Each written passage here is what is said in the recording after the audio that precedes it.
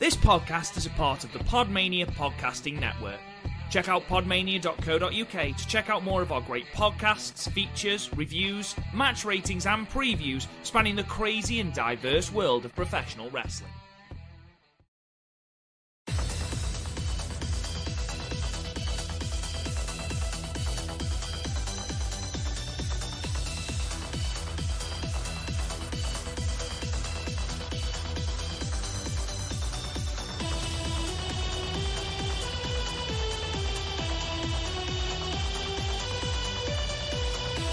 Hello guys, and welcome to the Stardom Cast, your monthly audio source for all things World Wonder Ring Stardom, right here on the Podmania Podcasting Network. I'm your host, Rob Gooden, and I'm joined as ever by Chris O'Brien. Chris, how are you? I'm good. I finally have some job interviews lined up, which is something. And I just watched a pretty good Formula One race in Mugello.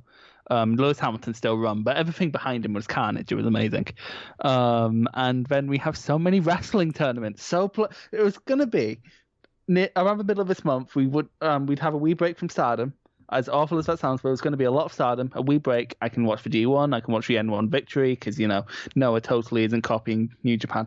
And I could watch a bit of a Champions Carnival, maybe. I'm not going to say a certain name, because apparently there's a fucking alarm for it now. What's that? Sorry? What's that? I'm not...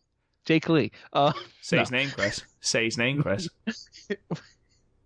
I can't believe you're co-opting such an important tagline Go on. for your own memeing ways. I'm not saying his name. Say his name. I'm not saying his. Say his name. Suji Ishikawa. No. We all know that you are massively in love with Kento Miyahara. Just say his name, Chris. Just say it. He isn't in love with that beautiful man. Which beautiful man? Oh my god. Kento Miyahara. You're such a cunt. Sorry, do carry on. I've had my fun now.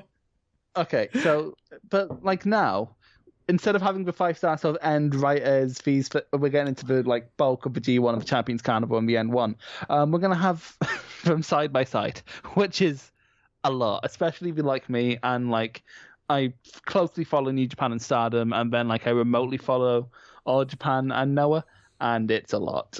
I just completely given up on anything else. But also, do I really want to watch the I'm struggling whether or not I'm going to watch the Champions Carnival now or I'm going to put it off, because that's by far the least interesting of the tournaments, as awful as that sounds. But yeah, it's just the least interesting, especially since I have to do this for a podcast that I don't get paid for. So okay, fair enough. I mean, I can start putting together a pay package for you, but then again, you are going for job interviews now. I mean, it's good. It will probably mess with my job seekers if you did. So I imagine so, yeah. And plus, putting on a job into a job form. What is your previous employment? A Joshi podcast. Having to explain to those people what Joshi means. And listen, guys, you don't understand. Utami is amazing. No, Jungle might be leaving Tokyo Cyber Squad. I don't think you understand that Tokyo Cyber Squad is falling apart. What do you mean next? Don't bring that up, Robert. I'm very emotional about that. Well, we'll get into that in a moment. Yeah, as you said, it is well, at the moment, this 5-star, at the rate it's going, will still be going in 2021. So, I made that joke. I'm the one who made that joke. Stop stealing jokes I'm making in the group chat. I'm sure you didn't say that. I did. I think I've edited it just enough. I've done the university thing where I've edited it just enough to avoid any sort of plagiarism. Yeah. So, anyway, obviously, the 5-star is currently continuing, thank goodness. The two shows from the 5th and the 6th, day 3 and day 4, are what we're going to be looking at today. I completely understand that there are two shows from Fukuoka from the 12th, and there was a show today as we record on the 13th, but as Stardom is Stardom, they haven't uploaded all the matches yet. As we record, they've only uploaded 3 of the matches from the Fukuoka Day show. So once they're all up, which I'm hoping, fingers crossed, will be for next week. They have put out a tweet to say they will all be up by Friday. Hopefully, fingers crossed, we'll be able to review those next week. So it's just the 5th and the 6th today that we're going to be looking at. But there was lots and lots and lots to come out of these 2 days, so don't worry. Before we start that, though, Chris, I just want to go through a few news items because it's been a long time since we've spoken about the wild world of Stardom. So the first thing is that, obviously, the 2 dates at Yokohama Budokan on August the 22nd and August the 23rd were cancelled. They will now be combined on October the 3rd, again, at Yokohama Budokan, just one night. And at the moment, the 3 matches that are announced are Mayu versus Syuri, for the World of Stardom Championship, which of course was already on one of the nights, as was the Wonder of Stardom Championship between Julia and Tam, and then the High Speed Championship will be contested between the champion Azumi and Starlight Kid. Something I did want to run by you, Chris, and I forgot to mention, actually, obviously, with the G1 announcements that Ospreay, Kenta, Switchblade, Juice are all back in Japan and are able to compete in the G1, I imagine sooner rather than later it does mean we're going to see B. Priestley back in Stardom. And Jamie Hayter. And Jamie Hayter, yeah, of course, which, thank God, because I have got some things to say about Oedo Tai on this podcast. Fucking hell. Oh, yeah. Like, it speaks volumes to how thin Oedo Tai is right now, but they just gave Saki Kashima a random singles match against Momo. Well, there is a reason for that, and we'll get into that when we get onto the actual night. But yeah, those 3 matches seem sound. I'm very, very, very excited for Mayu versus Syuri. Julia and Tam is one of the hottest feuds in Stardom at the moment, and Azumi, for me, can't put a foot wrong at the moment, as Starlight is probably one of my most improved wrestlers of 2019-2020. So all 3 of those matches have banger potential. Yeah, it's striking me a lot like just a Korakuen show, but to be fair, Stardom Korakuen shows are fairly untouchable. So yeah, absolutely. Something else I just wanted to run by you, Chris, because obviously, again, it's been a long time since I've spoken to you about Stardom and the wider world of Joshi. I just wanted to have a word with you about this Assemble sort of thing that they've got going on. So, just reading the release, Akira Kahuto... let's try that again, shall we? It's been a long week. Akira Hokuto announced the establishment of the Joshi Puroresu Association Assemble. It's going to launch at the first show on October 1st. In the show, Pure J, Oz Academy, Sendai Girls, Marvelous, Seedling, and Freelancers each will have a match. The order of all matches will be determined by lottery immediately after the start of the show. Ice Ribbon, Wave, and Stardom are not part of the first show due to conflicts behind the scenes, but they are expected to join up with Assemble at some point in the next 6 to 12 months.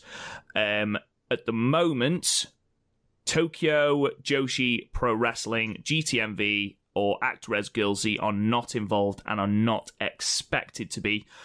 The whole idea of it is sort of an equivalent of the All Together shows that the male promotions did almost 10 years ago. Are you excited for this, Chris? And will you be checking out that show on the 1st of October? I'm somewhat excited, yeah. I'm always kind of want to get into like the wider Joshi world, but like several things sort of turn me off, one of which is like the time investment. Like there's already too much wrestling, but I'm already interested in to check it out. My other one is like every time I ask about it, it's like, yeah, it's like Stardom, just not as good, and I have no interest in that. I'm not surprised TJPW's not taking part because they're part of that DDT thing and they're looking to run the Tokyo Dome within the near future, aren't they? So like, I'm not surprised they wouldn't want to be landing out one of their brands. Yeah, like it can't be anything but not good. Like if it's like 5 matches, the shows can't be overly long. So like, I might check it out at some point. But like, I'm not overly familiar with any of these. I've heard good things from each promotion. I mostly know about Sendai Girls from their Progress stuff because Medusa Complex is in Progress. But yeah, it should be good. I'm not at all informed on other Joshi promotions, so I couldn't tell you anything about that, I'm afraid. So, from what I read about it, it's going to be Stardom will have a match. It'll be two Stardom wrestlers. Seedling will have a match. It'll be two Seedling wrestlers. They won't be competing against each other. I assume they'll just be exhibition matches for their respective promotions. Well, like, if you have them competing against each other at that point, then just the most powerful promotion goes against it. And when at that point, you're essentially going to ask for one of the promotions to die. It's what happens every time New Japan partners up with someone, like partnering up with UWF and UWFI. They died. Partnering up with Noah, they almost died. Partnering up with Ring of Honor, need I say more. TNA. Poor Ring of Honor. But yeah, so like it's probably the best way to do it. These sort of supercards are always going to have some sort of allure, and you know what a lot of Stardom fans are like? They're going to check out anything involving any of the Stardom wrestlers. So they're going to tune in just to have a look. It could be a good platform to possibly have Mayu versus Ihara again, which I'm always here for. You're a big advocate of that match, aren't you? Big advocate. Yeah, like almost enough to check out Marvelous. Not quite enough, but almost enough. I've seen good things about Seedling on Twitter, and I've seen good things about Wave on Twitter. So, you know, I've heard good things about with Seedling. That's where what's her name? Arita Nakajima's been having her run, which is meant to be really good, especially that match with Asuka from DDT. But I couldn't tell you much more about that. But it's meant to be really good. I just haven't checked it out yet. I might check it out. I think once Ice Ribbon, Stardom, and people like that are a part of this, it could be something amazing, and it could be something that runs, you know, a Tokyo Dome potentially. You know, if enough people are invested, and you know, if the companies all play ball and are all willing to, you know, put something into it. You know, even if we do have interpromotional matches, I mean, like you say, Mayu versus Ihara was one of the best matches of the year in Stardom. So, it's my favourite Stardom match of the year. Yeah. I think with running Tokyo Dome, that might be a bit ambitious, maybe with social distancing possibly, but I think Sumo Hall should be like the highest they should aim right now, and then assess where they are when we run somewhere there. Let me just clarify, when I say Tokyo Dome, I mean eventually. I don't mean in the near future. Yeah, that's fair enough. Yeah, because we have to remember in terms of numbers, running Korakuen Hall somewhere big for like Tokyo Joshi, which I think is the second biggest one just for Red DDT affiliation, and like Stardom has only started doing really well at Korakuen recently. So fair enough. Shall we get into some Stardom then, Chris? We've got 2 full nights to talk about. Yes, please. We're skipping the tag matches, I assume. I hope so, because otherwise I haven't done my job. Let's start then with the 5th of the 9th. So day 3 from Shinkiba First Ring in front of 140 fans. Yep, just the results of those opening tag matches and the opening singles matches, non-tournament matches. The first match saw Maika defeat Saki Kashima and Rina at 3 minutes and 47 seconds with the Sazanka. Really good to see Saki back in the ring again, thank goodness. And then match 2 was Utami Hayashishita and Hina defeating Saya Ida and Hanan at 6 minutes and 7 seconds with an air raid crash. Again, really good to see Hanan's return from injury. It's a good thing to see in these troubled times. First tournament match then was from Red Star Block, and it saw Tam Nakano defeat Death Yamasan at 4 minutes and 12 seconds with the Tiger Suplex. Chris, talk to me. For a 4 minute match, this managed to somehow be a match of 2 halves. Like, the first half was just, it dragged. I keep getting told that Def Yamasan is really good outside of the Def Yamasan gimmick, but unfortunately the Def Yamasan gimmick itself in a tournament setting is getting tired already, and it's only the third match, and both matches were like a month apart. But like at the end it started getting cute, like getting out of the Tiger Suplex with the pose and then like quick roll-ups. That was quite cool. But like beyond that, yeah, it's just a Def Yamasan match, really. Like you couldn't do much with it. I thought Tam did very well with Death's bullshit. Like you say, the Death Yama-san gimmick is quite limiting for an in-ring performer. But I thought Tam did really well to sort of accent that bullshit, like, you know, Death going around doing the death sign, and you just saw Tam pop into shot doing the death sign as well. You always have that feeling that Death will be the upset, will ruin someone's tournament. And with those flash pins that you were talking about before, it was genuinely believable, and that's where some of the other matches it hurt. Like, for example, Saya Iida later on the next night, it was never really believable that she was going to upset someone, whereas Death Yama-san, for whatever reason, you just believe that she is going to upset someone with those roll-ups. So, you know, eventually Tam does win, but towards the end, it was turning dangerously close into an alright match. I mean, I gave it 4. There was nothing inherently bad about this match. There was nothing offensive about this match. There was a back body drop, which looked a bit snug. But aside from that, it was fine. Worryingly, it's probably Death Yama-san's best match of the tournament so far. I mean, admittedly, it is only a second match of the tournament, I believe. But it was fine. Tam Nakano is just great. I love Tam, from everything from the little nuances to just her looking just with complete confusion at Death Yama-san. I thought she was great in this match.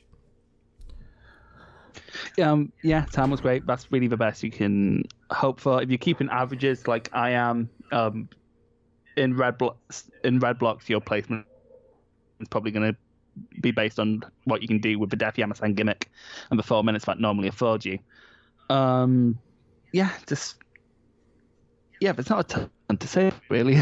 No, like I say, I gave it 4 stars because there was nothing bad about it, and it certainly wasn't as bad as that Death Yama-san versus Saki match. 4 out of 10. Well, I will say this story of the flash pins was done a lot better in the preceding 2 matches. Yes. Well, let's move on. Match 4, again, Red Star Block, saw the surprise leader, should I say, of Red Block defeating Starlight Kid. Let's try that again. Himeka, the surprise leader. Honestly, guys, it's been such a long week. It took me 2 attempts to get the start of this fucking podcast going.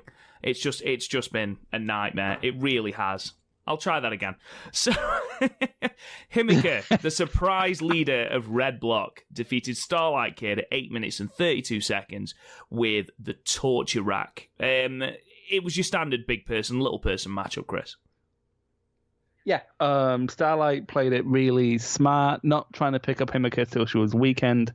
A lot of momentum work, which Himeka would either break up with either a knee, which, like, it's a pretty good big person knee, I'm not going to lie, like, just sticking up, hoofing it right into Starlight's face, or a lariat, and Starlight would be hitting her big moves, trying to bomb Himeka, but that's never going to work.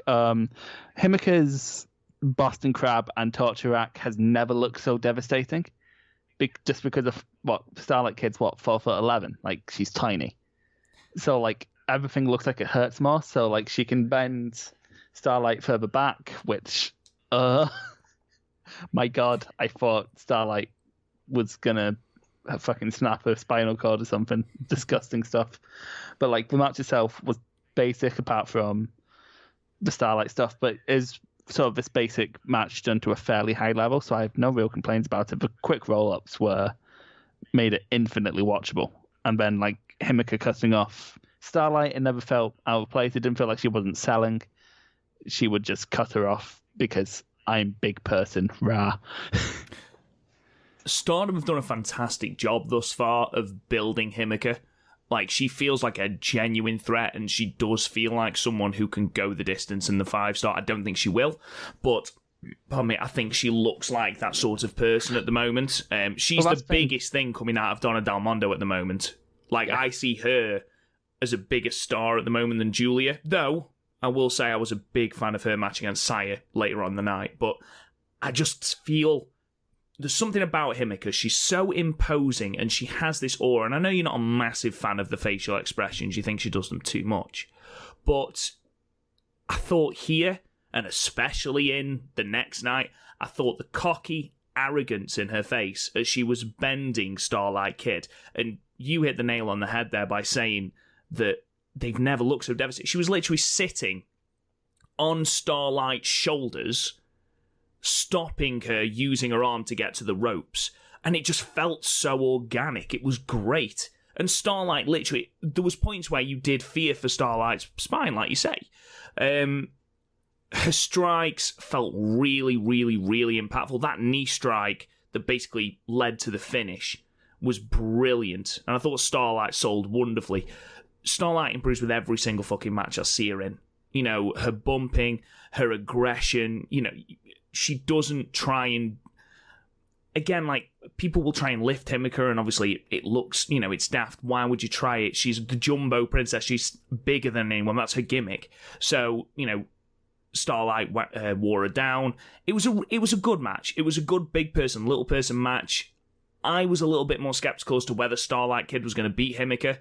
I never really felt it. The flash pins were done very smoothly. They were excellent, but I always felt like Himika was going to win. I think with the flash pins, Saki Kashima beating Julia's streak with a flash pin sort of convinced me that anyone can get caught with a flash pin, and also I've watched enough Toriano G1 matches to know that anyone can fall to a flash pin. The master of the flash pin. I still haven't forgiven him for G127. Fucking hell. G127, he was top of the block in G129, having beaten Naito and Switchblade in the first two fucking matches. It was ridiculous. I love that. That's the shit I love. Let's move on then. So we move on to... We didn't rate it. Oh, I apologise. No, we didn't. What did you give that, Chris? 7. Loved it. Wow. Well, let's say loved it. I really liked it. Okay, I gave it 6, but I'm willing to go 7. Yeah, sure. You're in a very positive mood.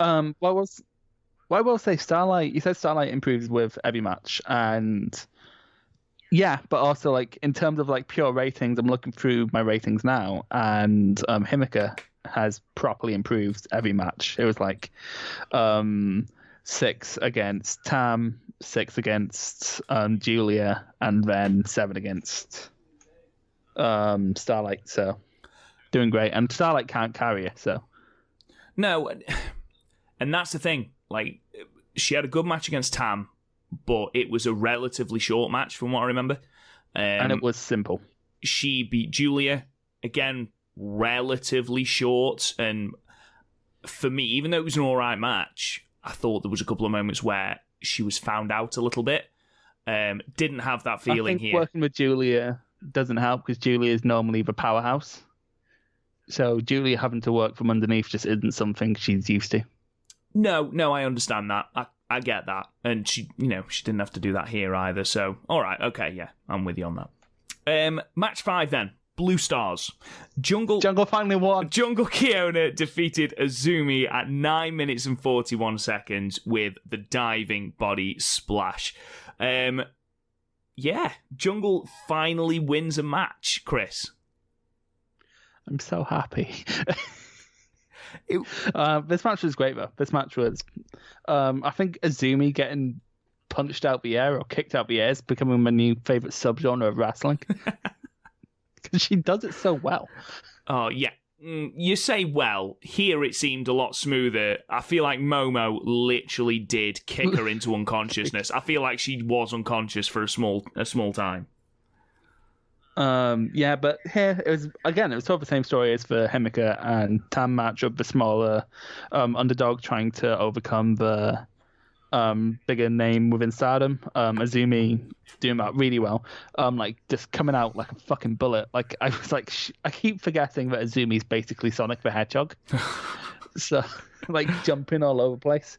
Yeah, just also Azumi did something in this match which is like food for my wrestling soul, which Jungle Kiona, as sort of shown in her Mayo match as well, leaves her arms exposed quite often, which for a girl whose movesets is all lariats and all power bombs is very dangerous, because every time it happened, Azumi would catch her in an armbar. Yeah, absolutely. I mean, the way Azumi is getting people into these armbars, like the one against Momo was spectacular. There was one against Utami on the following night. They're so unique, and they feel organic. They don't feel contrived. And you're absolutely right. You know, she did expose that area of Jungle's offense, which I thought was great. Yeah, that's some Jay White shit right there. And my favorite one was catching her off the splash. Amazing. It's just great. Yeah, but then Jungle was like, okay, I'm just going to start bombing you into the ground now. So Azumi jumps off, gets knocked out of the air, and then gets spun. Big splash for the win. It was short, but it's really well executed. It's essentially a case of Azumi at this point, she knows how to beat these opponents, but she's not quite at the point where she can. You do see a lot in MMA where someone has sort of unlocked what it would take to beat this person, but they're not quite trained enough, not quite talented enough yet to beat this opponent. So like, it's putting Azumi over strong despite the fact she only has 2 points, which I love. I love shit like that where you can get someone over without winning. AEW does it a lot because otherwise Cody would have to take a pin in. Yeah, yeah, great stuff. I gave this an 8. I love this match. I gave it an 8 too. It was, like you say, a simple story. Power versus speed, ring experience versus youthful exuberance. It felt here like Jungle was simply waiting Azumi out because she felt like Azumi was going to make that one mistake. Once she hadn't put Jungle away with that initial burst of energy, Azumi was looking for something then, looking for a way to utilise the armbar. You're looking for ways to get into positions where she can win. You know, the flash pins weren't working, and Jungle was getting out of or powering out of the arm breakers. She tried one thing too many, got knocked out of the air, and that was Jungle's, opening to then finish the match off. And it was simple. It was really, really good. Azumi has been absolutely phenomenal throughout this tournament. Every match she's had has been one of the matches of the night. She just gets it. And it's... I hate that she's so... I don't like young, talented people, Rob. I just hate them. I like old, talented people because they're jaded enough to know to not show off how talented they are. But young, talented people just wear it on their sleeves, and I hate it.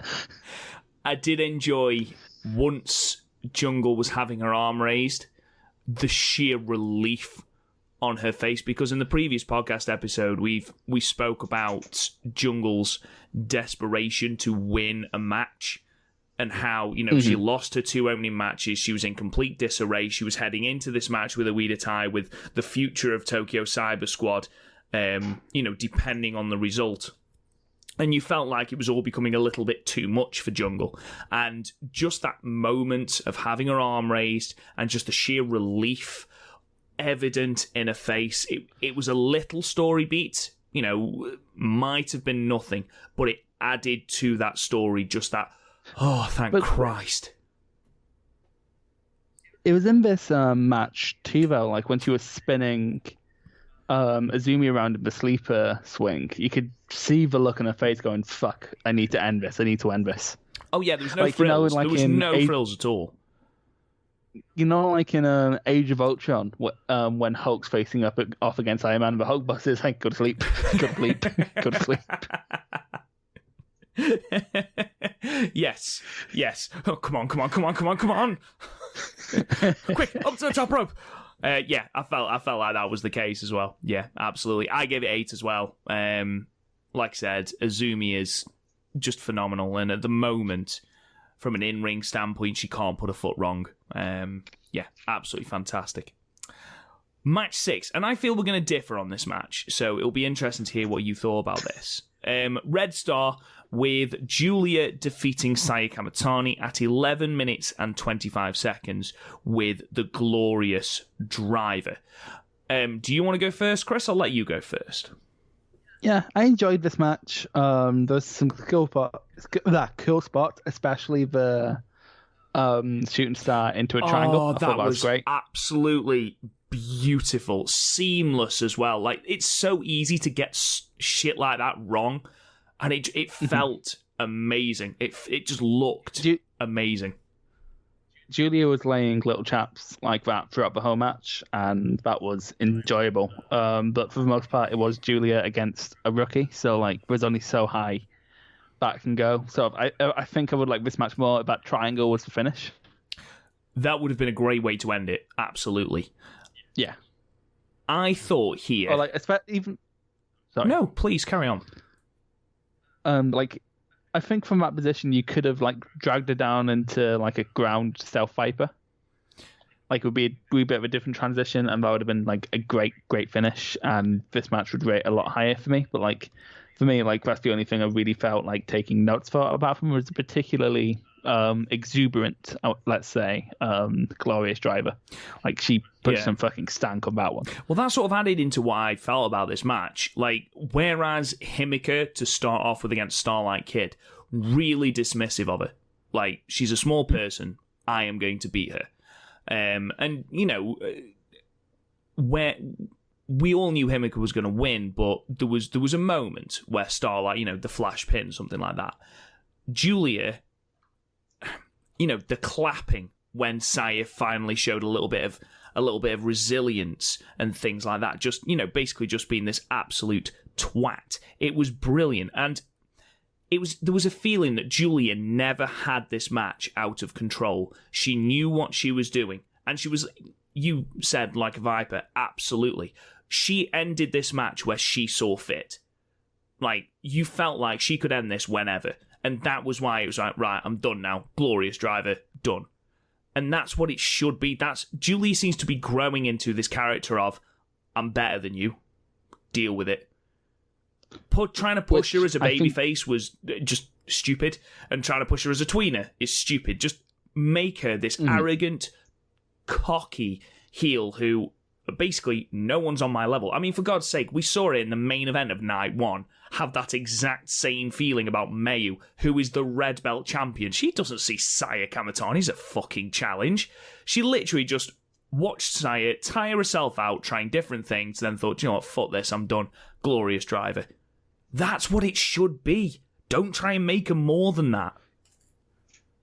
I think from a booking perspective, both nights fulfilled me quite well. And you're right, this character for Julia does work quite well. I don't think that makes this a great match necessarily, because at the end of the day, she's facing a rookie. And Saya, as good as the match she had in that second in night 4, it's still green. And you can see it throughout a lot of her matches, especially that fucking tag match from the other month, where she just didn't refuse to sell on lamb. But yeah, here it was fine. Julia as a heel works grand. I think that's sort of what turned me off of Julia a lot, because I was willing to give her a chance, like, because I really liked the Hannah match. But then when they started pushing her as a face in the 5-star, that's sort of what broke it. Do you mean the Cinderella? Cinderella, yeah, sorry.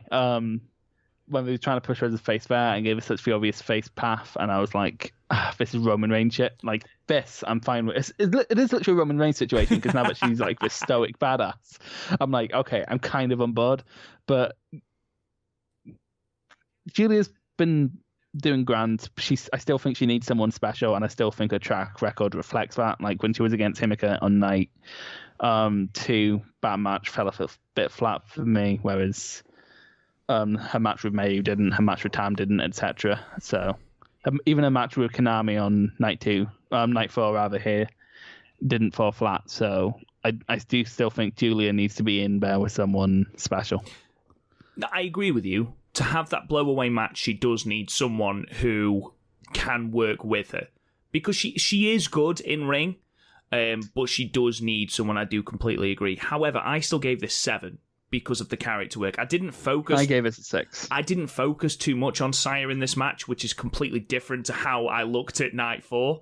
But I just looked at how Julia was. You could see a story developing. I mean, effectively, Saya Kamitani made her in-ring debut, August 2019?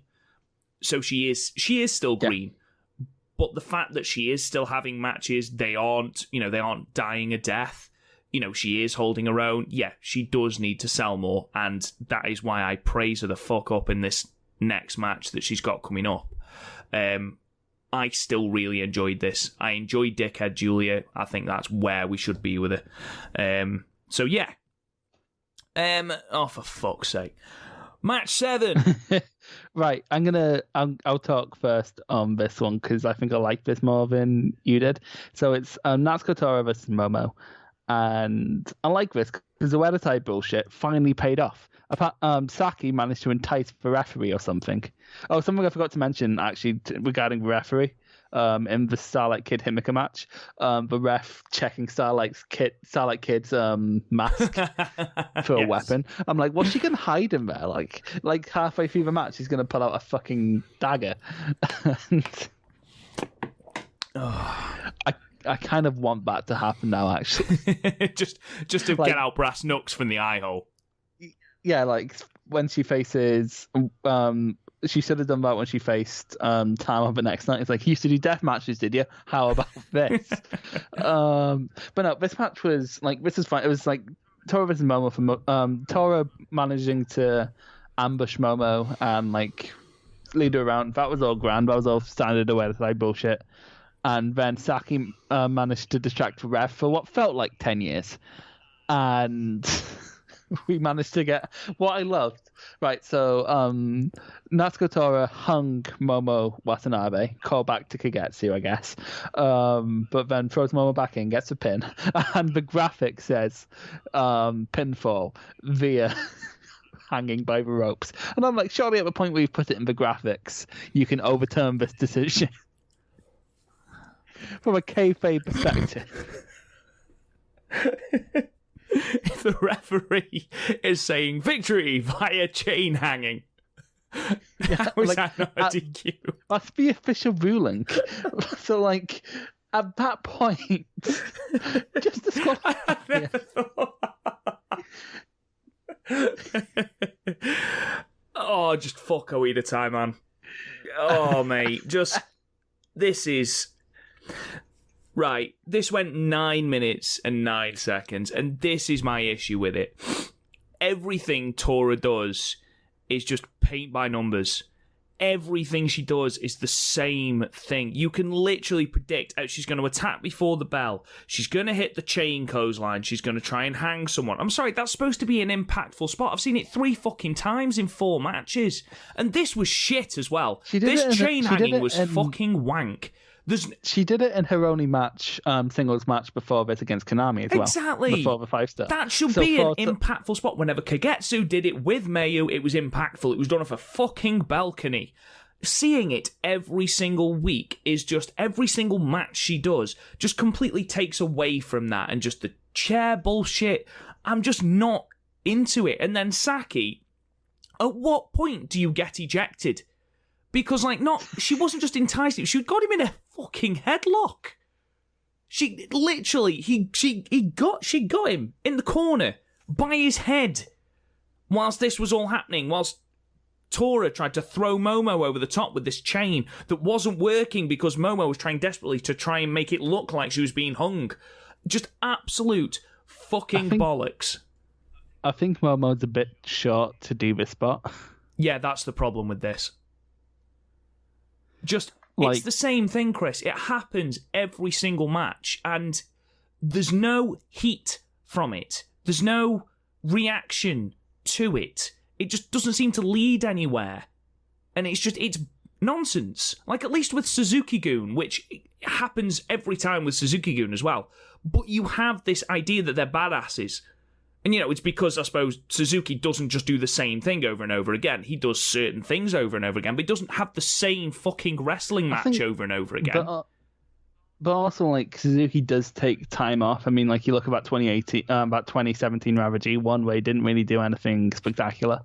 Like, so Suzuki does sort of check out now and again. But with Tora, like, the only time I felt any sort of urgency from Tora was in the Utami match, which I legitimately enjoyed the Utami match, but otherwise it's been like, they're not even bad matches per se, they're just average, but bang average. They're boring. You have got someone being hung with a chain, like legitimately, we're watching someone being garroted by a chain, and I'm bored. That shouldn't be the thing. Is it? Like, is this? Go on. Is this what deathmatch fans feel like? Is this what deathmatch fans feel like? I'm just completely. I don't care. That's the thing. I don't care. I don't want to see Oedo Tai on my screen. They're bored, they're tired, their entire shtick is the same thing, week in, week out. And this match, you could literally cut and paste this match to the one she has with Maika the following night. It's the same match. Chain hanging, which Maika manages to get out of, thank God, but then it's the same bullshit. I bet you any money the next match is going to end with Tora some manner of chain bollocks. And it's just like, for fuck's sake, you are a good wrestler. Despite... Okay, so here's the thing. I heard Tora versus Maika, and I'm like, I don't remember watching Tora versus Maika. So I have a look at my notes, and it did happen. but literally, I watched. What is it? 9:30. I watched this around. I watched night 2 around 4 or 5 o'clock. So in the 4 or 5 hours, just since I forgot the match happened. It's the same match. Doesn't it? It's the same fucking match. Like, Maika gets attacked by Tora before the bell. Maika gets hung by Tora. Maika gets taken out with the chain clothesline by Tora. Saki distracts the ref. Oh my god, it's cut and paste and it's fucking dull. I don't care. I don't care about Oedo Tai. This was bollocks. It really pissed me off that it was actually quite a decent match before then. And that's the thing. Tora is good in ring. Like, everything before this was fine, and then it just descended into the same cut, dried, boring stuff. It's like, oh, yeah. And it's the same with the Maika match later on. Like, Maika does really, really well with Tora in the ring, and then it just descends into bollocks. Like, how was hitting Utami with a chair a DQ on night 2, but literally trying to garrote someone is perfectly fine? And I'm sorry, the referee should know. Like, I know I should suspend my disbelief for God's sake, but if you've got someone who has got you in a headlock for, again, like Chris said, about 15 years, you've got to know that something is going on. For God's sake, she's coming down to the ring with a chain. She's wearing the chain. Do you think that's decoration? What do you think she's going to be doing with it? She hit her with a chair on the outside again, and the referee is looking right at it, yet that was a DQ in the Utami match. I don't understand. Either be consistent or don't. But if you're not going to be consistent, don't expect me to give a shit about the match. Yeah. I gave it 3 stars, and I only gave it 3 because the match up to that point was okay. I gave it 5. I literally have no strong feelings towards this match. So let's give it 4. I'm not mad. Let's give it 4. It's halfway. Sorry, guys. I know that me ranting about Oedo Tai is the same on every single fucking podcast, but it's just, I wouldn't hate them so much if, like, some stuff was different. Like, you know, every match wasn't the same, but it's just not. Thankfully, the main event of night 3 was the Red Star block, with Konami defeating Mayu Iwatani at 13 minutes and 39 seconds with the triangle arm lock, and this was fucking brilliant, Chris. This was class. Konami shooting for submissions is just food for the soul, isn't it? Like, it's weird, because when she shoots for submissions, you sort of have the sense that it's like, she properly knows how to, like, shoot for submissions. Like, this might be me completely talking out my ass, but, like, it feels like that. May desperately running for the ropes was great. Like, she's, like, between submission attempts, she's desperately trying to bomb Konami into the ground because she knows if a triangle lance is thrown on her one more time, she's fucked. And, like, I think having the triangle lancer at the start of the match was a thing of beauty. Like, just in terms of the pacing for this match, it made Konami dangerous for the whole match because May knows how much that thing's hurt, and she knows if it's in for long enough, she's going to tap. I love this match. I've just put new silver-haired Konami has no time for Mayu's bollocks. This is the Mayu who came out with no belt, no robe, and no mask, but it would not surprise me if she had just forgotten them or left them in the previous venue, because that seems to be the Mayu we're going for at the moment, just derpy Mayu. She remembered her tail. She did remember her tail this time, yeah. Which was the reason she lost to Julia. But yeah, Konami was fucking vicious in this match. It was her turn to do what so many others, including Mayu, have failed to do and break Mayu's neck. Just relentless. I've never ever seen a dragon screw neck whip before from inside the from through the ropes. That was incredible. And then literally just grabbing her head with the knees and smashing her repeatedly into the canvas. Yeah, that's some Daniel Bryan shit right there. Yeah, there was a point in Konami's match here and Konami's match against Julia the next night where she is literally channeling her inner Zack Sabre Jr. You know, she's these ways she's manipulating the body into getting into these arm breakers, the guillotine, and all of this. Like, Mayu is having to manipulate her own body into the most unnatural shapes to get to the ropes. It's amazing, and at no point does Konami smile. At no point does Konami let up. She is absolutely relentless. And when she finally does make Mayu tap out, it looks legitimately painful. At the moment, she is a better heel than Tora. And I don't think we're supposed to think Konami is a heel. But she wrestles better as a heel than Tora does at the moment. Because you just feel like Konami is out to break your arm. Yeah. And the thing is, Konami matches are so, everyone has a match formula there, the ones leading. We kind of saw it in the match against Julia as well, where, Konami sort of has the same kind of thing. But, she does fuck with her cadence, whereas Tora doesn't. I think that's the problem with Tora. And it also always ends the same way, and somehow it started ending in wins. I'm not sure how that went. We'll rant again about Tora, I'm sure, on day 4 as well. But yeah, no, this was fucking great. Top 5 matches of the tournament so far by a mile. Yeah. Fucking great stuff. It's a real rub for Konami. A real rub for Konami. I mean, the 2 nights together, massive rub. Massive rub. And presumably we are going to see now a title defense from Mayu against Konami. And if it's anything like this, I am all for that. Yeah. I hope Konami keeps going, because again, our problem with her pre-5-star was she wasn't showing much personality. She's showing a ton of personality right now. I think part of that was she was next.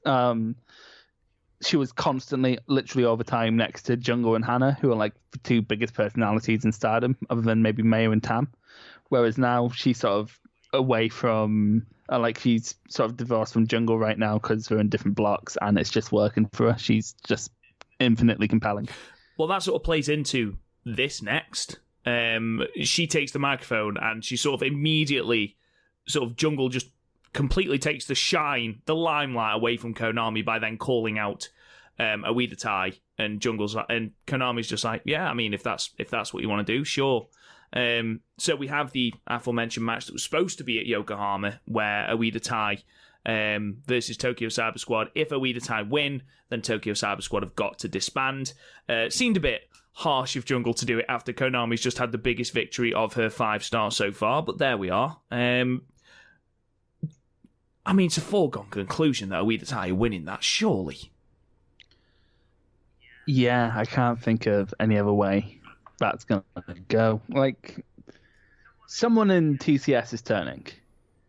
And the fact is, I don't quite know who it's going to be, because you look on one hand and it seems obvious because Jungle's being a bit of a dick and is in sort of a downward spiral right now, and we sort of saw it with Saki, where she used Oedo Tai to try and get herself out of a downward spiral and got her a title shot. But also, as we just said, Konami is acting like a heel within her matches. Whereas Jungle isn't. Jungle's still acting like a face. I mean, so I generally don't know what's going to happen. Which is good, I guess. You can make the argument for either person. You can make the argument that it's going to be Konami because of the way she's wrestling and the way, you look at when she wins matches, she's storming off from the ring, she's not even having her hand raised, or she's having it raised, she's pulling it away. But then you can also argue that it's going to be Jungle because it's her desperation to win, to be recognised, to avenge that loss to Mayu and Nagoya.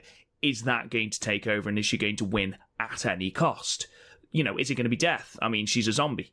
So, I mean... she has no allegiance. She just wants brains. Exactly. It's a very, very interesting... I mean, it would be a very strange way to go about just the same Tokyo Cyber Squad just staying around. It would be very, very strange for them to do this. That's why I think it's going to happen. I think Konami is better turning because I think she wrestles better as a heel. I think her style suits more as a heel. And I think, for me at least, she is the person I look forward to most at the moment, aside from Azumi. Those two at the moment are my wrestlers of the tournament. Just because, like I said, she fucks so much with her cadence that no two matches are the same. Like, her match here against Mayu is completely different to a match against Julia. For me, anyway. Yeah, when in reality, but she's going for the same thing. She's still shooting to try and lock in the triangle answer, but like she's doing it differently because they're different types of fighters. Yeah, so. Absolutely. But yeah, what are you giving this match? I gave it a high 8.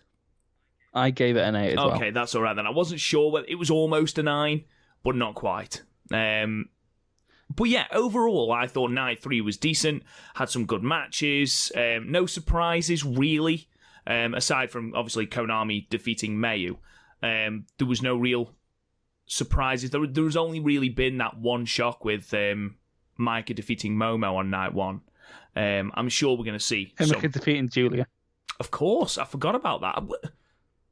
The way they booked that, weirdly, and all of the stuff leading to it, like Himika taking the piss out of Julia for having lost to Saki, I didn't really see that as a shock. I sort of saw that as not a foregone conclusion. That'd be blowing my own trumpet.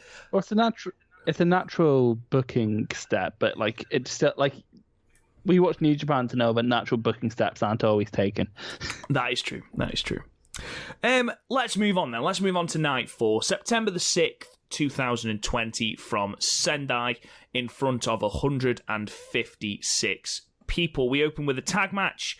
Mayu and Hanan defeating Hina and Rina at 5 minutes and 35 with the modified Dragon Sleeper.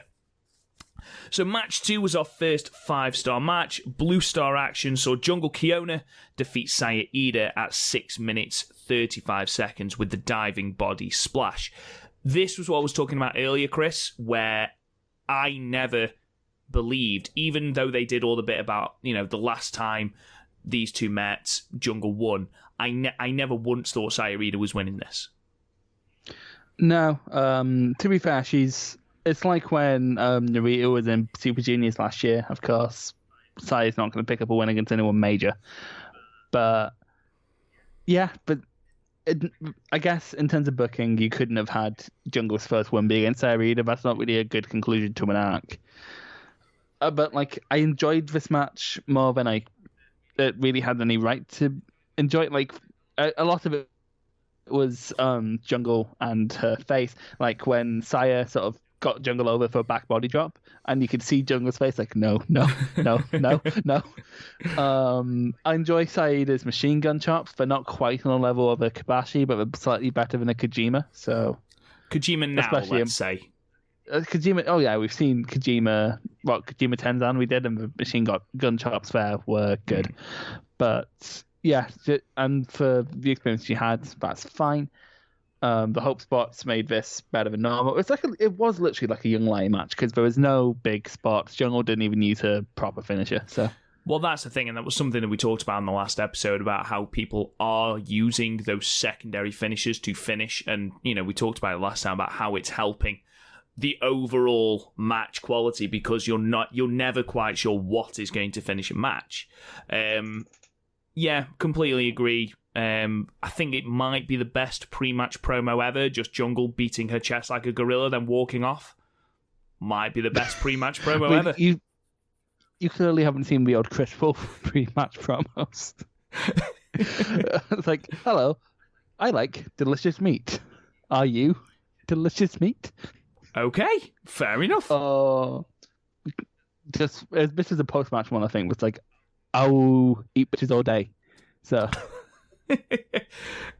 there's a moment where Jungle takes Saida's fucking head off with a lariat. It was the stiffest fucking lariat I've ever...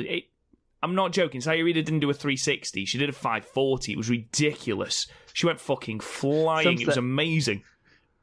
Even Jack Evans looks at that and thought, you know what, a bit much. Genuinely, I've never wanted to do this more than just go, whee, as she flipped over. This remember that old meme where like that EDM track started playing when someone went launching? Yes. Yeah, a couple of good pin reversals from Saya. Saya was good here. There's nothing against Saya's in-ring quality, but Jungle was always winning this. I gave it 5 stars.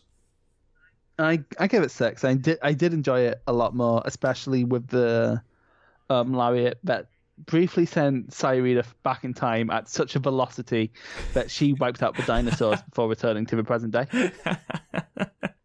It was such a stiff lariat. Honestly, it gave me tinnitus. It was that loud. Honestly, like I've missed making lariat jokes because we haven't done a Stan Hansen match in so long. Do you want to do it now? What, a Stan Hansen? I can't do it. Go on. But no, my nieces are here. I'll wake them up and there's a school Just night. whisper it. Just whisper it. That was the sexiest thing you've ever done. Just oh my god. Oh, down boy. Anyway. Are you talking to me or you? A bit of both, not gonna lie. Match 3, Red Star block. Saw Himeka versus Saya Kamitani go to a 20-minute time limit draw. I'm not gonna lie, Chris. When I loaded up this match and saw that the entire thing was 26 minutes, I did think that there had been an error. Because of all the matches to go to a time limit draw, I didn't think it would be this one. And I was a little just assumed there was a mass. I was a little bit like, okay, is Saya able to go 20 minutes? I mean, we've seen her have very similar singles matches over and over again, but this was, hands down, both women's best singles matches in Stardom. Yeah, this was great. Tall Saya turned into a fucking psychopath. It's night and day. The Saya match on night 3, the Saya match on night 4. Complete night and day. But look on her arm as she completely destroyed Himeka's arm. Like, I'm starting to think that's why she no-sold the arm in that tag match. It's because she has such little respect for arms that she even ignores the pain within her own arms because she just resents the fact that she has to have arms. Because, like, seriously, she looks like an absolute psycho, and it's so rare that the giant is the sympathetic one, but Himeka was really sympathetic here. Like, when she had her shoulder rammed into the post, and she had to run halfway into the crowd to shake it off. I thought Himeka, like, we're going to spend a lot of time praising Saya in this match, and rightly so. It's because Himeka made her look so good. The way she sold that arm was fucking... Like, it's so rare for someone with her level of experience to sell the arm that well. Like, we've seen people with way more experience not be able to sell the arm that well. Himeka sold like a champ. Like 100%. And she did it without it being cartoonish. Yeah, the bit that got me, she tried to go for the Boston Crab, but she couldn't lock it in, so she had to do the single crab. Everything from that to the fact that she couldn't hit the torch. Like, it all felt organic as well. It didn't feel like, oh shit, I should probably sell the arm. Like, she couldn't do the torture rack. She couldn't do the running powerbomb. She got the halfway... Like, the Ishii spot with El Desperado in the first round of the New Japan Cup this year. Like, where his Ishii, leg crumpled. Exactly. Ishii got Desperado up for the powerbomb and literally didn't just drop and go, ow, his leg just crumpled. That's how well Himeka sold it. Like, you legitimately thought, shit, her arm's in bother here. Yeah, and like it becomes like, honestly, if the arm wasn't targeted, you'd be questioning it because there's tape all over it. And one thing I did like, because it's another simple thing, but it got ignored. During the strike exchange, she was, because like the strike exchange isn't a thing to weaken your opponent. It's a piece of pride. It's like whoever falls, they may lose the match where they lost the strike exchange. That's going to play in their mind. Like it's a basis for strong style, even though this isn't strong style. But Himeka lost because she couldn't connect that last one because her arm and her shoulder just hurt too much. And like whenever she'd hit a light with that arm, she couldn't actually go for the cover because she was hitting good lariats, but it would destroy her arm. It was like, honestly, the selling reminded me of the Moxley versus MJF match from All Out earlier this month. I thought that Saya was phenomenal here. And but we criticised Saya for effectively wrestling. You know, she has 5 moves. She does those moves well. She has a drop kick, the weird cartwheel thing, and doesn't sell. Here, there was no cartwheel. There was no Muta lock. She adapted the match completely for the situation, and that was something that we've been crying out for her to do, and we saw it in all its glory here. She literally went from a 5 to a 10 in one night. Everything she did, she amended all of her offense to solely target Himeka's arm. Drop kicks hit the arm, punches hit the arm, stamps on the arm. Everything she did targeted that arm, and it was just... She was a completely different character. She was literally picking up the poor ref and throwing him away because she was that intent on destroying Himeka's arm. It was wonderful. To the point where the ref had to kick her off of Himeka. It was ridiculous. But what we'll see there is it addressed most of the issues we had. It didn't address the main issue I have, which is selling, because she didn't have to sell in this match. Although I liked how, because she has no arm-based moves, right? So like she wasn't going to end the match on her arm. She was using the arm to disarm Himeka, and then she was going for knockouts, which I like. Yeah, absolutely. I really enjoyed that towards the end. She wasn't even doing conventional moves. She was just jumping on Himeka and trying to hold her down for the pin. Really enjoyed that. Because you do see it in like legit fighting. Like in UFC, there was a Sean O'Malley match, and he fucked his leg halfway through. And because of that, his opponent went for the leg to keep it to keep his leg injured, but he was also going for knockouts because that's ultimately his game plan. Yeah. No, I agree. I think everything about this match was great. If I had one negative, it maybe went 3 minutes long. I think this is one of the few matches where the old time limit of 15 minutes would have benefited these two massively. I think look at this 20-minute time limit, and it's obviously a thing brought in because they're looking for international fans. A lot of international fans have been conditioned to think longer matches are better, so they're like, and a 15-minute time limit can be a put-off. So like in reality, no one's been wrestling inwardly different, but just sort of wrestling regular Stardom matches. And you look at the ones that went over 15, like the Julia Mayer match or the Himeka Julia match that went over 15, didn't it? And for me, like if you knocked 2 minutes off of those matches, it wouldn't have affected them much. Whereas here, the extra 5 minutes did kind of drag us down. It was a bit long with deepest, but like the story of attacking the after a while, like once you reach the 15-minute point of non-stop attacks on the arm, it's wearing a bit long on the tooth. Yeah, I understand. Yeah, no, I completely agree with you.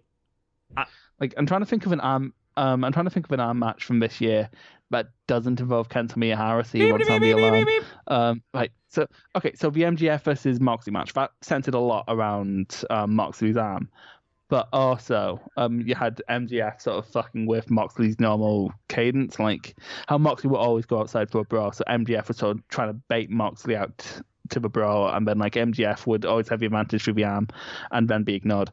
Or like even for another limb match, Keno versus Goji Izaki from Noah last month, where like the leg was always being sold, but it wasn't always being attacked because that's not Keno's thing. Keno goes for knockouts. So while Saya was doing that, she doesn't have any knockout moves other than the shooting star press. So like after that shooting star press, the match just sort of reaches crescendo. It's still great, but it went from like a 9 to an 8 because it was long in the tooth. Agreed. Really, really good outing for both women. I think it's good to see a different side of Himeka that isn't dominant. I was surprised that Saya was on top for the majority of this match, but it was a pleasant surprise. I thought Saya... I have a booking reason for this, which I will get to at the end. Intriguing. But yeah, it surprised me slightly that Saya is the one that took Himeka to a draw. Obviously, someone was going to have to beat Himeka at some point or take her to a draw. Maybe a little surprised that it was Saya, but it was good. It was good rub for Saya, and I'm gonna jump the gun with my booking thing to sort of counteract that in the case of all the other big names in her block either have or will beat Saya. So Saya now acts as the tiebreaker to keep Himika out of the final. Intriguing. We'll talk at the end and see if your choice has changed for who you think is going to make the block final, because it has for me. And yeah, we'll see. I gave that 8, similar to you. It was very close to a 9. It went a little bit too long, and I think you're expecting Saya to she's never wrestled a singles match of that time limit, and I think she did extremely well to wrestle that match. We've never seen Himika go that long in a singles match, so both women to go that long to tell the story they did, fantastic. Just a little bit too long. Match 4 was a singles match. This was originally supposed to be Momo Watanabe versus Syuri, but unfortunately Syuri's mum passed away. So Momo received the 2 points. Obviously, thoughts are with Syuri, and hopefully her and her family are okay. So Momo Watanabe defeated Saki Kashima via disqualification at 6 minutes and 45 seconds. And Chris, I'll be honest, I didn't watch it. I watched it, but you've missed absolutely nothing. I can imagine what happened. Can I imagine what happened? You can, but I'd rather just move on to the next match. Can I guess that Momo was on top, and then for some strange reason Tora was there, and then there was a chair shot and then that ended in DQ. Did that happen? It wasn't a remarkable match. I can't remember a fucking thing. Let's move on. It was something. Yeah. Let's move on. Match 5. Red Stars again. Tam Nakano defeating Starlight Kid at 6 minutes and 58 seconds with the Tiger Suplex. Chris, what did you think? This sort of had the opposite problem from the one before. This is a bit short. It was a no bullshit bomb fest. Both women just sort of trying to kill each other. It's weird that I'm more scared of Tam than I am of Himika, but that's just how things are. I imagine it's weird. Tam reminds me of the people you'd find on Sukiyo Street at 1 a.m. just the wee 5'2" girls just want to fight someone. Yeah, just kind of like that, and it scares the fuck out of me. Starlight was never going to win this, which again is sort of a thing we're going to run into with Starlight in this, but I think a lot like Yoshihashi, Starlight does her best work against other members of Stars. Yeah, I think it helped that you had that storyline that Tam wasn't going to go soft on her, and the fact that Starlight almost had something to prove. It was a very different match to the Starlight versus Mayu, when Mayu was literally just wrestling, basically being a dickhead heel, just step up to my level or don't step up. Whereas Tam was just we're just going to kick the shit out of each other and see what happens. Like you said, it wasn't a remarkable match, and I think it was impacted somewhat by only being 6 minutes, and I think this is an issue now for the rest of the card, and I think the previous match going 20 minutes sort of fucked with the rest of the timings for the rest of the card, because this was the issue for me with the main event. That seems to be a thing with, you think back to the, where was it? Nagoya show with Jungle versus Mei, where that was great.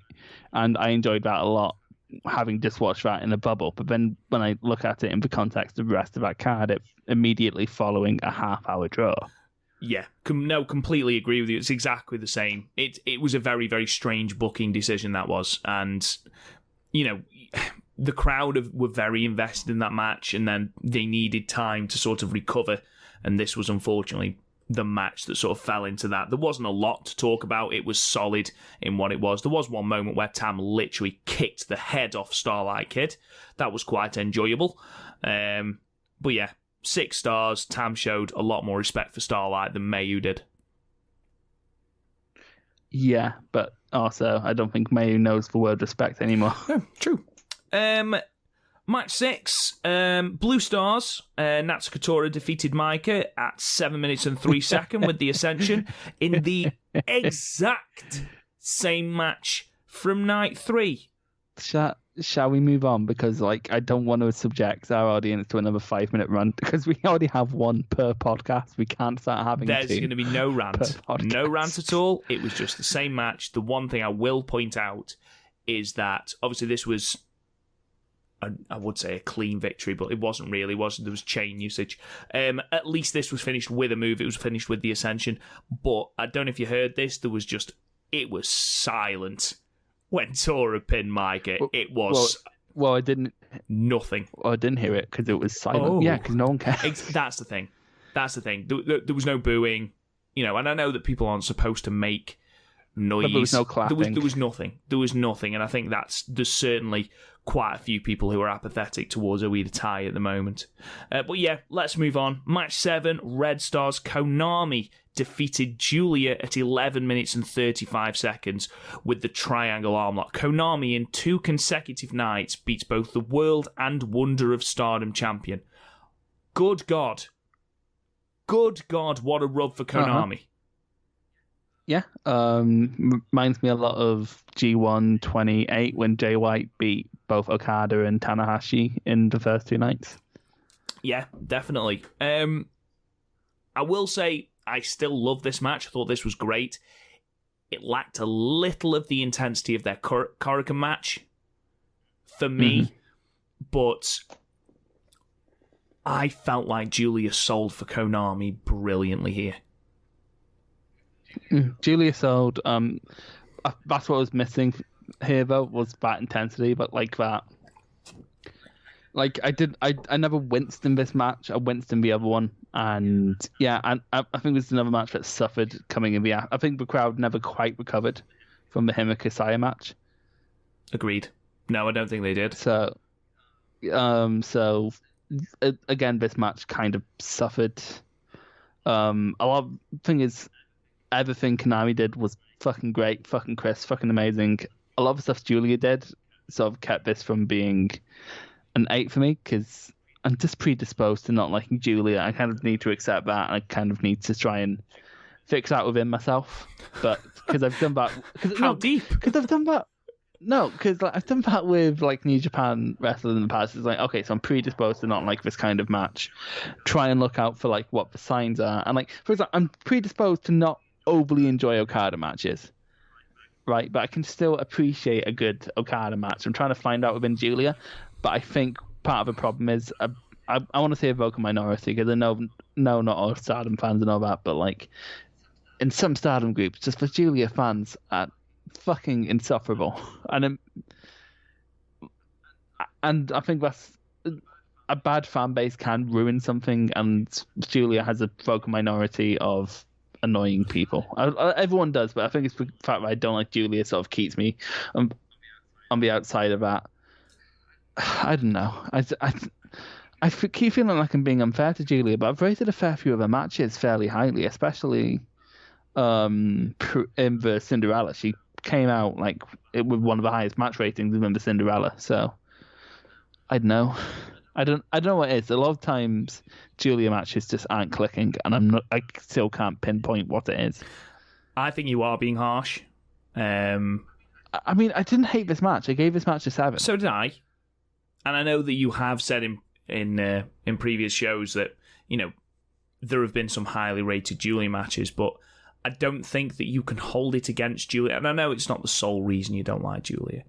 But I don't think you can hold it against her that there are, and again, it is a minority of Julia fans are annoying you. That shouldn't impact your enjoyment of a Julia match. Okay, I should sort of rephrase that. Like for example, when I ask a big Okada fan, okay, what is it about Okada that works for you? And they explain it, and when I watch his matches again, I'm like, oh, okay, that makes sense. Whenever I ask for sometimes I'm a dick about it, sometimes I'm not, but I'm like, what is it about Julia? And we just say, well, she's good at this. I'm like, well, I don't think she's good at this. Here's why I don't think she's good at this. And then all I get back is you're a hater or something. And it's sort of trying to get through that noise, but after a while, that's all the noise you're getting. She is divisive, certainly. And, it's taken quite a few fans a long time to warm up to her, myself included. It took me ages to warm up to her, as proved by earlier on this podcast series. I'm warmer to her than I was at her debut. I do agree she's gotten a lot better. Like, normally if she's in the main event of against someone good, she's going to have a really good match. As shown here, as shown in every other time, she's against someone really good, and her character's getting better. I see her as a sort of Kevin Nash type wrestler in that respect. But what? No, I know. I just feel a Kevin Nash vibe coming off her, like a yeah, so what if I'm here? Fuck you, kind of thing. NWO Kevin Nash, not like current day shoot interview Kevin Nash. I can't quite believe that you've just drawn the comparison between Big Sexy and Julia. I'm ever so slightly confused. I can't. It's the fact that it's big boots and big bombs. That's all. Like, Kevin Nash is just what's in my mind when I think of. I think it's also a case of proportion. They're very similarly they're not. proportioned. No, they're not. Kevin Nash is enormous. I mean, like, Julia's not even the biggest in her stable. I know. If you made Kevin Nash like 5'6", I think it would be proportion like Julia. You're so wrong. Oh, what is this bullshit you're spouting? It's like the long legs and the leather. What are you It talking just gives me Kevin Nash vibes. You crazy bastard. If she had tassels, you would agree with me. I wouldn't. She'd be more like Lex Luger if she had tassels. I know, but she's not wearing short black trunks. Kevin Nash wore the long leather pants. Oh, right. Okay, I'm going to ignore that because that's utter nonsense. I must admit, Julia sold the end of this match brilliantly, being rolled into the triangle arm breaker and literally tapping frantically straight away. It really sold how bad the move is. I did like that. As you know, Rob, I've sort of went on a bit of a shoot style rabbit hole recently. And I love that in wrestling. It's sort of why I like the Benoit versus Angle, or at least I did like the Benoit versus Angle match. Because like as soon as one of them got into a armbar or an ankle lock, what have you, tap out, can't be having that because I don't want to injure myself. Yeah. I know. I think stuff like that A, puts over a submission really well, and B, makes something feel more legitimate because like you look at any sort of combat sport with submissions, as soon as an armbar's locked in, you're tapping. Yeah, 100%. Konami again look like an absolute bruiser here. I look forward to the rest of her matches because I know that she has still got Himika left. She's got Starlight left, I believe. Did she beat Starlight on that one? In red. I'm trying to see what she has last in red. She also has she has Tam left, doesn't she? She does have Tam left. She has she's beaten Tosaya. Oh, she has Def Yamasan left. Isn't that nice? God. Okay, maybe not all of the matches. Anyway, let's move on. Main event of night 4 was Blue Stars action with Utami Hayashishita defeating Azumi at 12 minutes and 2 seconds with the German suplex.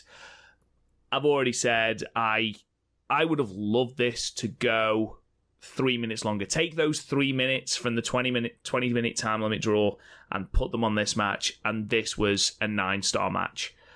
It felt very abruptly finished. They'd done all this build up, but there was never quite that stretch to make it that classic, Chris. Mm-hmm. I love the start of this match. Zumi going for a handshake and then going right into roll-ups. That's great. I love that. The kick at the start that made Utami literally retreat under the ring. Yeah. I am hiding from this. This is bullshit. Facing Monday like. But yeah, I think after that, it kind of just turned into what you'd expect. It turned into almost your standard big versus little person match. Azumi once again doing great jobs going into armbars. Utami doing a great job of a power game. This match was sort of a means to a booking end in a way when you look at the big picture of Red Stars. But yeah, it's just this is just really good, really fun. Oh wait, this isn't Red Stars. Blue This is Blue Stars, I was just going to say.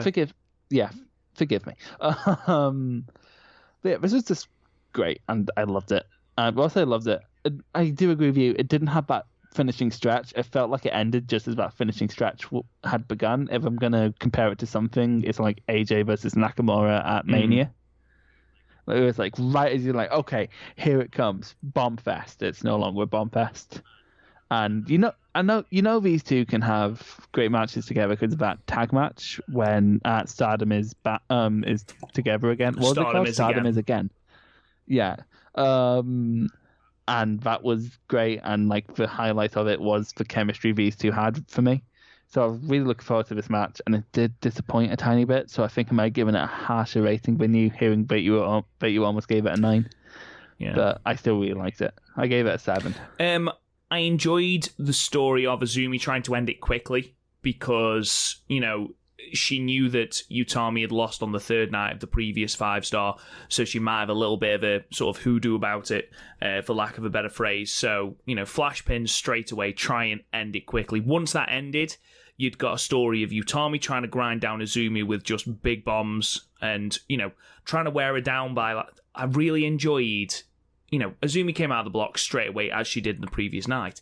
But Utami, pinfall... Azumi kicked out, straight back into a pinfall, kicked out, straight back into a pinfall, almost trying to tire her out because, as you've already mentioned, you've made a good parallel between Azumi and Sonic the Hedgehog.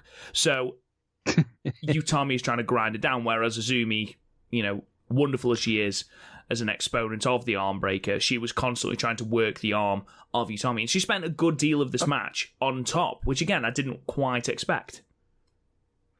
Well, if we're going to keep going with the Sonic the Hedgehog comparisons, do you play Super Smash Bros. At all? I do not, no. Well, Sonic the Hedgehog has the same problem there, where he can rack up the damage very quickly, but he has no finishing moves. Keeps going for the arm breaker.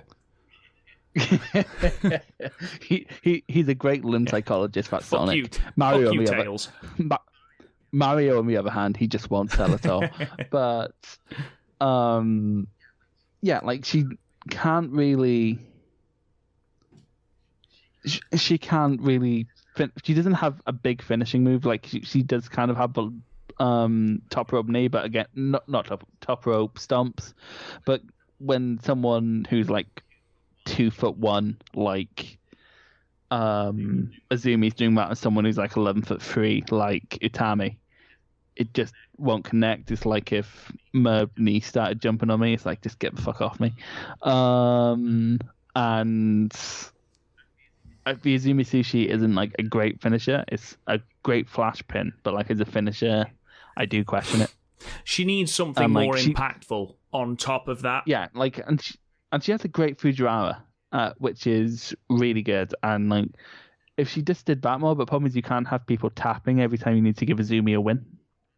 So Azumi does need a bomb finisher to... Because I think, if you look up and down the Stardom roster, I think most of them have some form of submission that could put you away. Like, Himiko has the torture rack, but she also has the power bombs. Konami can kick you to death or do that. Mayu can go for either the sleeper or the suplex. So, like, everyone sort of has both. Azumi just needs to get that. I think the issue is with her height, and like, it's not just her height, she also has like no muscle mass. She is only 17. Yeah, she is only. This isn't criticism, because like I've said, like, for her age, she's a genius. Oh god, I'm not taking it as a criticism of Azumi. I agree with you. I think she does need something like an impact finishing, because like you say, the double stomp, it's not quite that move, as it's not quite as impactful as it needs to be. The way I see Azumi is like a Toa Hanare, like that second level young lion. Sort of like where Narita and Shogurumino are. See, if we're making that comparison, I mean, you're looking at Hina, Rina, Hanan, they're your young lions. Your second level then are Saya and, the two Sayas. And I would argue that Azumi is a stage above them. Yeah, well, that's what I'm saying, like the Toa Hanare stage, where like she's not quite a young lion, but she's not quite an established star. She's in between. She's like a Dawuki. I gave this 8. I know you gave it 7. I thought the match itself was great, but it was impacted massively by the lack of that closing stretch that would make it an absolute classic. I think that's what kept it from being an 8. And I think because like this putting with someone who had a hot start but couldn't quite finish it thing. I watched the Moxley versus Darby Allin match from Dynamite from August, and that told the story better. I know it's not fair. You should look at wrestling matches in a vacuum, but like just having those within the same day sort of might have hindered this match a bit for me. So, looking at the standings so far, Blue Stars, seeing as that was the match we've just been talking about, top of the pile is Utami Hayashishita with 6 points. We then go Shuri on 4, Maika on 4, Momo on 4, Jungle Kiona on 4, Natsuka Tora on 4, Azumi on 2, and Saya Ida on 0. Moving to Red Stars, Himika remains on top by 1 point with 7, followed by Tam Nakano on 6 and Konami on 6. Julia coming up in 4th on 4 points, followed by Starlight Kid and Mayu, tied on 2 points, but Mayu has had one less match. Saya Kamitani is then got 1 point, and Death Yama-san is bottom of the pile with 0 points, but she has had one less match than everybody else. So, Chris, before we get into the questions, do you care to shift your predictions any? Has what you've seen so far affected who you think is going to be in that final? I think just in the way they're booking Konami, that Konami could definitely get into the final. Yeah. Konami's being booked as a killer. I think a lot of the booking in Red Stars over the last 2 days was to chip away at Himika's lead without hurting Himika. Which I think they've done very well. Because you look going in after day 3, no one was touching Himika, but now like Konami and Tam are at the precipice, and then you have Tora, Maika, all like knocking on the door, and May, who's yet to have her catch-up match. So it's all going wild there. It's yet to be seen. I still think Jungle could make it to the final. I think we're doing a redemption arc. See Naito and White from G1 last year. It's still up. We're not even halfway through yet. So anything could happen. Still, like everyone is technically still in the work running unless we're on 0. If my head math is going well. So anything could happen. I'm not shifting my predictions, partly because I don't remember my predictions. See the archives, you'll find our predictions. I think with all the focus they're putting on the Tokyo Cyber Squad breakup, which again hasn't been confirmed yet, and we might be wildly out of whack. But if they break up, a Jungle Kiona versus Konami final would be very, very impressive. Yeah. Because not only would it be a banging match in ring quality, I mean, you've got Konami, who we've both said is one of the most entertaining things about the 5-star currently, and Jungle, who can put on match of the year against a Broom. But you've got that story as well about the dissolution of Tokyo Cyber Squad, and you can also throw in the fact that Konami thinks it's Jungle's fault because Jungle is the one who made the match against Oedo Tai and forced that match through. You know, we might have that heel turn, so say it's Konami, you can have Jungle blaming Konami for the heel turn or vice versa. There is enough story there. We are only, less than halfway through. Jungle is not, miles away. It's going to be very, very interesting. Very, very interesting moving forward. I'm very excited. So, Let's move on to some questions. So, on our Discord, we've had some Chris. So, nothing to see here anymore. Asks, who's getting elevated with their performances? For me, Konami. Before, and I think we've actually said the phrase, she's not quite the main event. She's white belt level, and I know they're sort of on the same par, but I never felt like she was a legitimate contender for the red belt. These 2 nights have made me wildly reconsider that. If she is going to continue breaking arms and taking names, fuck yeah, I'd be up for that. Other than that, I think Starlight's been massively impressive. Azumi has been hugely impressive. Other than that, Chris, have you got any other names? Just looking for Starlight has definitely been getting better throughout this tournament. Like, I'm much more convinced of Starlight's abilities. Same with Azumi, as stated. Julia's not been having a bad 5-star, but also like she's not been booked super strong. No, she hasn't. It's quite surprising. Yeah, well, you say that you can't have the champions be booked too strong because we do need challengers coming out of the 5-star. I think I'd have been. I think if she wasn't a champion going into the 5-star, I think we'd have seen her booked a lot stronger. Yeah, because literally like the last 3 months, even going into this year, Arisa spent the whole time just avenging 5-star losses. So, like, it's much like the G1 in a way. 5-star is a place where champions come to fall. Of course, we can't forget Natsuko Tora. I mean, banger Don't after be banger a fucking after banger. dickhead. She's a great chain wrestler. Oh, you made the joke. Oh, you twat. I hate you so much. I mean, we shouldn't forget about Himika. I mean, Himika came into the promotion in June, I think. And yeah, she came in at the as they Stardom came is back. again. And she's been booked incredibly strong. She's proved that she can have different style of matches. She can have the dominant squash match. She can have a competitive match where she is dominant. And she's proved that she can have matches where she is a sympathetic babyface.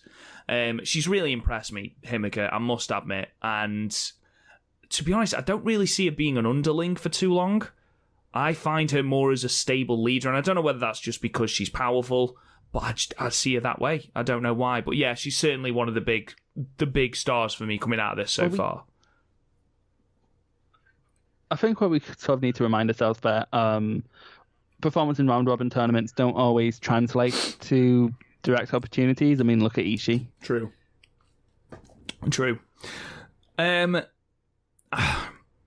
This sort of links in with our next question. So Niagara Driver. Hello, Niagara Driver, friend of the show. This is a very big picture, but who do you realistically see as the next red and white belt champions? And actually, someone's commented underneath. So Crazy Pete 315 has actually said white belt Konami, red belt Julia. So, Chris, first of all, do you agree with Crazy Pete 315? And secondly, if you don't, explain who you think the next 2 top champions are going to be in Stardom. I think it's Stardom. You never actually. It's not like New Japan where they're, or even All Japan. Even Noah. It's not like the men's promotions in Japan where the top ranks are so closed off to like the lucky few, and then occasionally a Michael Elgin or an Evil will win one of the big belts. In Stardom, it's truly like, again, we had B. Priestley come out of nowhere to have a 6-month reign last year. Yeah. And like, if you look at the history of the red belt, that's not uncommon. I mean, Toni Storm has held the belt. Toni Storm's great. She is great, but B. Priestley's very good in the ring. It's quite surprising when you have someone like that hold the belt. Yeah, no, so it's not closed off. Like, honestly, Himika winning it wouldn't be a surprise. It's not what I would book, but like, it wouldn't be a massive surprise. Stardom, but like, you look at, say, a New Japan or a Noah or even an All Japan, you can see a pattern. There's like patterns of how they book. Of course, this year's thrown everything out of whack, but like on a normal year, you can see how they book. You can predict title changes. Like, to take New Japan for an example, the red belt will never change place at King of Pro Wrestling unless one of the top 4 isn't holding it. Like, the only time it's ever changed is when AJ had to drop it to Tanahashi to make a more realistic main event for Wrestle Kingdom. Same with the IC belt, that never changes its hands at Power Struggle, and if it ever does, it's because it's on clearly the wrong person. And again, with Stardom, random, completely at fucking random, seemingly. So it's hard to predict. Tam, I think, holding the white belt makes sense. I still think her chasing Julia for the white belt makes the most sense to me. I guess it depends how the Tam Julia match goes, but yeah, that makes the most sense in my mind. And until something better comes along, and I think for red belt,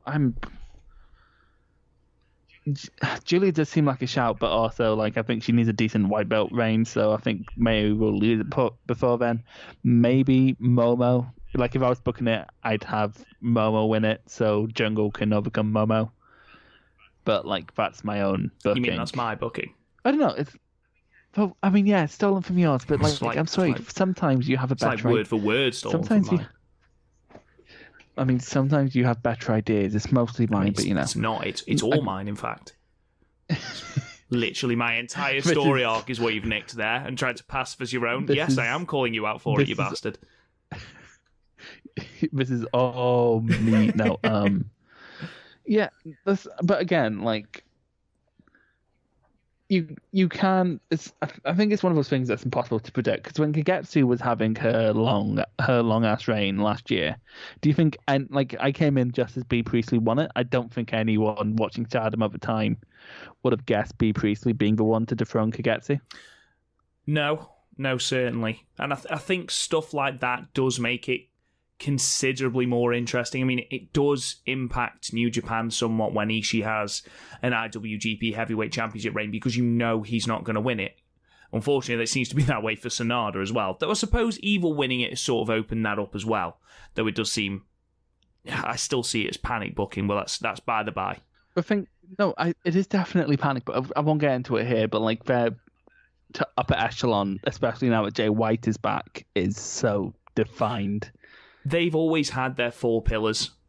The 4 pillars have changed, but if you're not one of those 4 pillars, then you don't really get the opportunity, especially at the top belt. The IC belt's a different thing. Oh no, the IC. But if you look at the IC belt, the only outlier at all is Elgin, and that's because Tanahashi was injured. Evil. I'm going to keep bringing that up now. Yeah, but that doesn't. It's like when you bring up one statistical anomaly, and there's so many factors that go into it. It's like when NXT beat AEW and AEW were having a clip show. Okay, but my question to you is Evil one of the top 4? No. Has Evil held both belts? I rest my case. Yes, but I'm just being a dick now, I apologise. I've noticed. I'm with you on the white belt. I think it makes the most sense for the next white belt holder to be Tam. Whether she takes it at Yokohama or whether we wait, we give Julia a lengthy reign and then have Tam take it, I don't know. Or have Tam take it off someone else. It seems only right that she takes it off Julia, but it would make sense for that. The red belt is a very interesting question because, it does depend on who you have winning. The 5-star Momo would be perfect, but as you've already said, that's stealing it off me. I am going to choose someone else. I don't think Julia will be red belt champion yet. I think she will be red belt champion, and I think she should be. But I don't think it's yet. I would have Konami. I think Konami having a reign, especially after whatever happens with Tokyo Cyber Squad, I think that could be interesting in the similar vein to B Priestley. She's proved in ring that she can be great. Have different types of matches, have the bomb where she kicks the shit out of you or tries to break your arm. So I think that could certainly be very interesting. Again, that depends on what happens on September the 28th. But then again, you've got, you can have Jungle then take it off Konami as well. So you've got 2 different stories there. And actually, Niagara Driver asked another question underneath that. She said, they've said, building on that, how do you see Konami going forward after the 5-star Grand Prix? Well, I've said I think she will eventually win the red belt, and I think sooner rather than later. Especially if Tokyo Cyber Squad break up, because I see her, especially now, as an upper main, upper mid-carder into that main event scene. I think when I started watching Stardom, she was very good in ring. She'd have good matches, but I didn't really care about her as a wrestler. I liked the matches, but that was it. Whereas Jungle, I was invested in Jungle. Now, I actively want to go and see Konami matches. I actively want to go and see what damage she's going to inflict on other people. So I see her winning the red belt. Whether she wins the 5-star and wins it that way, I don't know. But I do see her holding the belt in the near future. Chris, what about you? Where do you see her? I think this is something we can't answer until after that tag match. So in 2 weeks' time? Yeah, like this is something we could probably answer on like the next one or the one after that. But like until after that tag match, we can't know the direction of Konami because we don't know if TCS will still be a thing. We don't know if it isn't a thing, who defected, who isn't, who's the heel, etc. I do agree that she's probably going to go from strength to strength. She's been probably the best fit. My favorite thing about Stardom since Stardom came back. Her like transition into this Shibata-esque badass. Like she's nothing. Like she's not like Shibata, but in terms of like an aura, a presence, that's the first thing that pops to mind. Yeah, we can't know. I do agree that she's definitely going to be a champ within at least the next 18 months, if not the next year. I just don't. We just can't make anything definitive. At least I can't say anything definitive until we see that tag match. That's probably a bit of a shit answer, but like I can't. Oh, it is. Like, You're a massive spoil sport. What her You're a character's going massive forward. spoil sport. The whole point is to fantasy book, and what you've done is you've shat on it. You've shat on it, Chris. Fuck's sake. Right, fine. She's gonna kick Julia's head off like it's fucking Mortal Kombat. Anyway, thank you so much for the questions, guys. We do appreciate it. I think we need to wrap it up there. We've been going just over an hour and 40 minutes, so let's wrap it up there. Hopefully, by next weekend, we will have another episode for you in regard to the shows that took place in Fukuoka on the 12th of September and the show that happened on the 13th. We will let you know via Twitter. In the meantime, thank you so much for listening. Go subscribe to the podcast wherever you get your podcasts. Leave us a 5-star review. It really does help the podcast out. You can check all the podcast archives out on the website, www.podmania.co.uk. You can also check out what two knobheads arbitrarily rate things. If you want to check out those match rating archives for Stardom, they are also on the website. You can find us on Twitter at the StardomCast. Join the Facebook group at Podmania Podcasts. Subscribe on YouTube at The Real Podmania. You can talk to me on Twitter at Real Rob Goodwin. Chris, where can they find you? K_O_N_A_A_M_I_.